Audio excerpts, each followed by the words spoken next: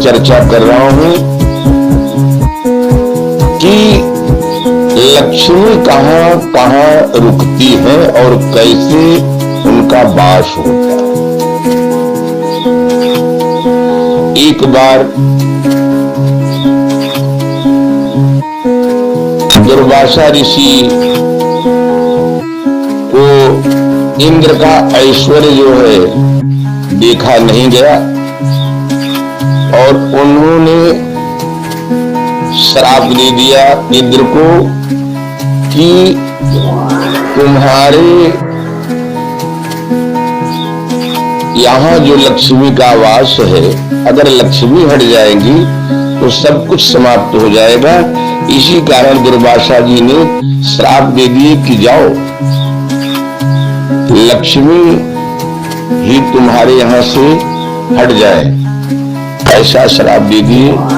और इसके बाद नारायण की ऐसी कृपा हुई कि लक्ष्मी जी जो है समुद्र में प्रवेश कर गई। जब समुद्र में लक्ष्मी जी चली गई तो सृष्टि में इस मृत्यु लोक में हाहाकार मच गया। जब लक्ष्मी ही चली जाती है तो सारी चीज, वैभव, राज संपदा सब कुछ नष्ट हो जाता है। यहाँ अकाल टाइप का पड़ गया। और इसके बाद जब अकाल टाइप का पड़ गया तो सब भूखों मनुष्य जो है तड़पने लगे, जीव तड़पने लगे, हाहाकार मच गया। इसके बाद देवताओं में एक विचार बना कि भाई लक्ष्मी जी की प्राप्ति अब कैसे हो सकती है। लोगों ने कहा कि भाई समुद्र मंथन करना पड़ेगा। तो समुद्र मंथन के लिए जो है देवताओं ने जब विचार किया तो सोचा कि समुद्र मंथन केवल देवताओं से नहीं हो सकता है और ये दानवों से भी जो है इसमें सहयोग लेना पड़ेगा। और देव दानों में इतनी दुश्मनी होती है और कि उसको कहा ही नहीं जा सकता है, लेकिन आवश्यकता पड़ने पर दुश्मन को भी अगर कोई भी ऐश्वर्य, राज, संपदा कुछ भी प्राप्त करना चाहते हैं तो दुश्मन को भी आपको साथ में लेना पड़ेगा। और इसी कारण जो है देवताओं ने दानों को बुलाया और वहां जो है अपना विचार रखा। एक जो है सभा बैठी और उसमें विचार हुआ कि भाई समुद्र मंथन इसी प्रकार से किया जाए। तो दानों ने अपना प्रस्ताव रखा कि जो भी वहां से औषधि निकलेगी वो जो है 50-50 माने आधा आधा बटेगा।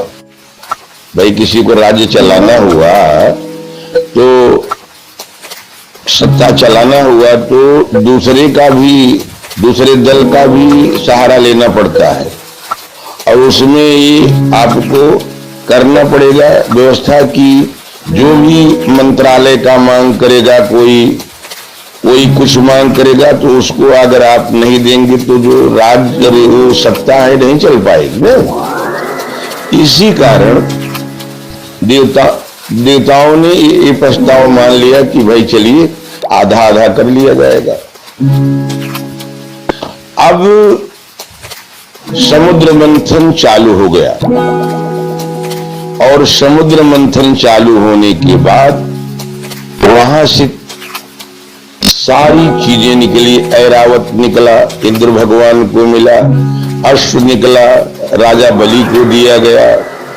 इसके बाद जो है अमृत निकला, वो भी जो है देवताओं को भी माने वहां भी जिसकी सत्ता मजबूत है, जो ज्ञानी पुरुष है, उसी प्रकार से वो अपना बंटवारा भी कर लेता है। देवताओं ने अमृत भी अपने तरफ ले लिया।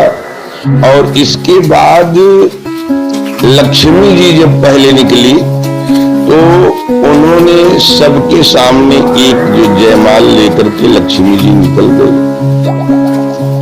और वहां जितने लोग थे, जितने श्रेष्ठ लोग थे, सभी लोग जो है लक्ष्मी को देख करके इतने मोहित हुए कि सभी लोग जो है अपने पाणी ग्रहण संस्कार के लिए तैयारी, विवाह के लिए तैयारी कर ली।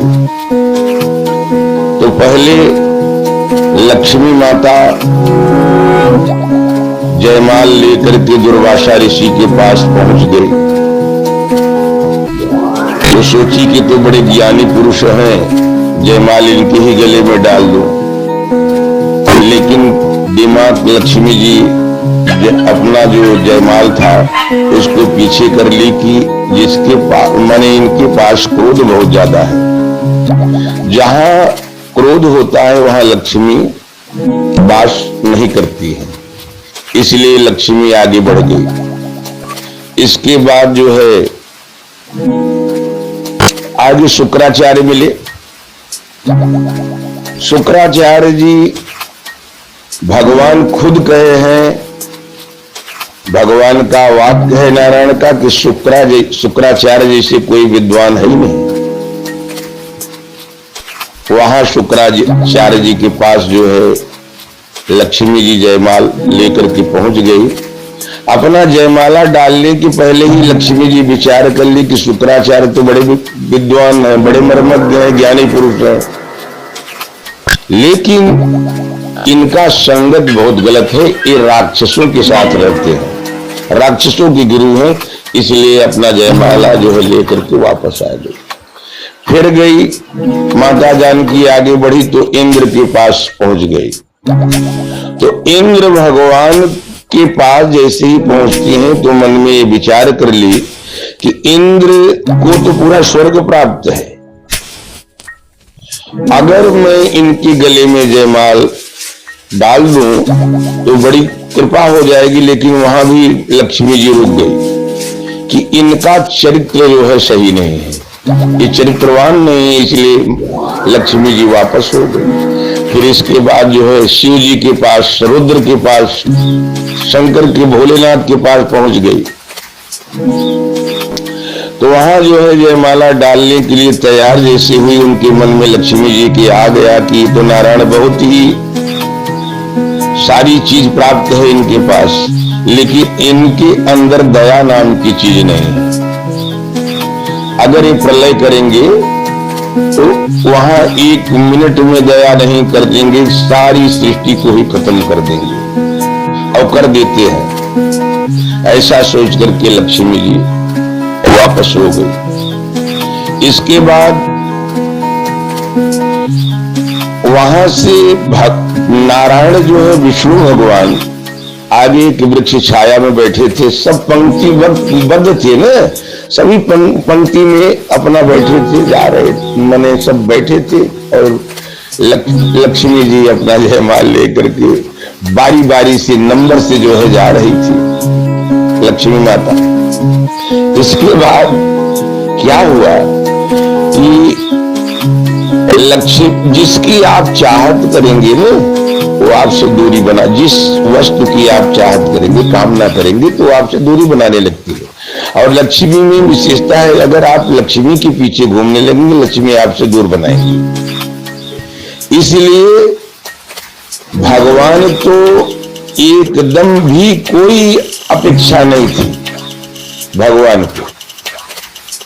और जब भगवान के पास गई तो वहां प्रमादाद कुरुताम कर्म प्रचिवेताधृष ये तस्माद तद वैष्णव संपूर्ण शाद श्रुति यह नाम तपो ये क्रियाधिषु जीवनम संपूर्णम याद सद्य बंदे तमचतम, माने ये चित्त भी भगवान का नाम है।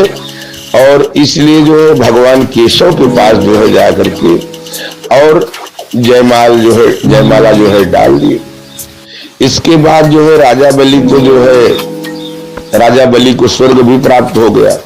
आगे मैं कथा बताऊंगा राजा बलि का कि जब स्वर्ग प्राप्त हो गया तो शुक्राचार्य ने कहा कि भाई स्वर्ग तो प्राप्त हो गया है, लेकिन समस्या ये है कि इसका जो है बहुमत नहीं है पूरा, इसलिए कब तख्ता पलट जाए कोई भरोसा नहीं है। इसलिए बहुमत कराने के लिए आपको जो है, अगर इंद्र का जो पद है प्राप्त करने के लिए आपको 100 अश्वमेध यज्ञ जो है किसी को प्राप्त करना हुआ तो 100 अश्वमेध यज्ञ जो करवा करके तो इंद्र पद को जो है प्राप्त किया जा सकता है। इंद्र वहां से हटेंगे और दूसरे इंद्र बना दिए जाएंगे। तो आगे में वहां जो है राजा बलि 100 जो है अश्वमेध यज्ञ करने के लिए तैयार हो जाते हैं और इसके बाद जो है 99 अश्वमेध यज्ञ पूर्ण कर लेते हैं। आगे मैं फिर बताऊंगा कि राजा बलि की कथा आगे आप लोगों को सुनाऊंगा।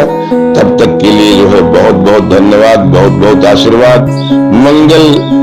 भगवान से प्रार्थना है कि आप जो है सत्य मार्ग पे चलिए और इसके बाद जो है अधर्म के रास्ते पे चलना नहीं है। सत्य के मार्ग पे जब चलेंगे तो आप जो है ऐसा आपको लगेगा, मन में ये भाव उत्पन्न होगा कि आगे से जिस प्रकार से माता जो है अपने बच्चे को जो है प्रथम चरण में जब वो पूरा उसको जो है खड़ा होने के लिए सिखाती है माता, तो माता जो है आगे हाथ लगा करके जो है बच्चे को सिखाती है कहीं बच्चा गिर न जाए और बच्चा उसी से सहारे से कि मेरी माँ आगे है और धीरे धीरे वो चलने सीख जाता है। इसी प्रकार से नारायण की भी कृपा है कि जब आप सत्य मार्ग पे चलेंगे तो आगे आपको लगेगा कि भगवान खड़े हैं।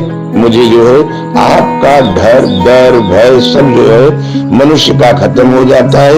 इसलिए भगवत चर्चा और किसी को जानने के लिए, किसी सुनने के लिए जो है और समझने के लिए, किसी को देखने से प्रेम उत्पन्न होता है और इसके बाद जब प्रेम उत्पन्न होता है तो उसमें से भक्ति उत्पन्न होती है और इसी प्रकार से भगवान को जानने सुनने पे और भगवान की माने कथा के माध्यम से ही भगवान की प्राप्ति किया जा सकता है।